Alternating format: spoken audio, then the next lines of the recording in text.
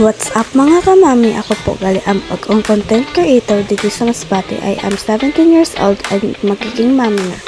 So good morning sa aton tanan. Adi po gali mainit ako sa tubig ka para makakapina. Kag adi makapina po ako.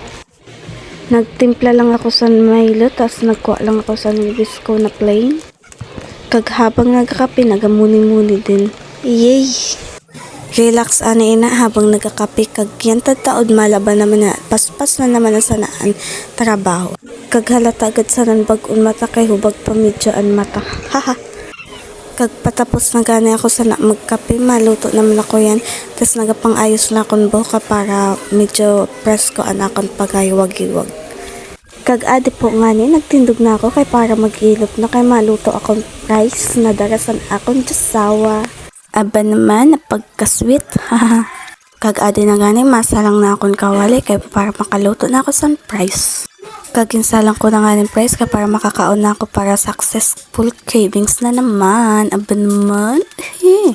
Kag pagtapos ko gani sa naluto, nagluto naman akong itlog para makakaon na akong mangod pag-abot. Tas amo manan akong kaunon. Kag nagsalang na nga ni ako sa kawali para makaluto ko na ang itlog. Kag habang kahulat sa pagaluto, nagkaasikaso ako sa akong labahan para madali na akong pagalabat tas madali na matapos ang akong mga labahan. All around ko na nga ni ina, nagluto, nagalaba, nagaluto, nagalaba para wala na akong isipon yan, makarigo na lang tadtaod. Kag tapos na nga na ako magprito kaya adi nagwash na naman ako. Kag ginapabayan ko na nga nila magpagkalibot, kag wala ko na siya na ng 15 minutes para tapos ko na kag mapanlaw. Kag amoy ni ang final look sa akong ginluto kanina, itlog kag rice. Tapos naglabas naman ako para magpakal sa Ladies Choice and ketchup para sa akong rice. Nakaunon kag nagbutang na akong cheese. Kag ginauyog-uyog ko na nga nila para makaon ko ng price. Kag nagbutang na ako sa papel para ibutang didaan akong price na ginhimo. Kag pagkatapos naghimo naman ako sa akong sausawan para sa akong price na hakaraunon. Kag kinmikos-mikos ko na lang ina para masausawan ko na sa akong price na karaunon. Kag malapit na matapos ginbutangan ko ng asukar para medyo magtamis-tamis ang akong panlasa.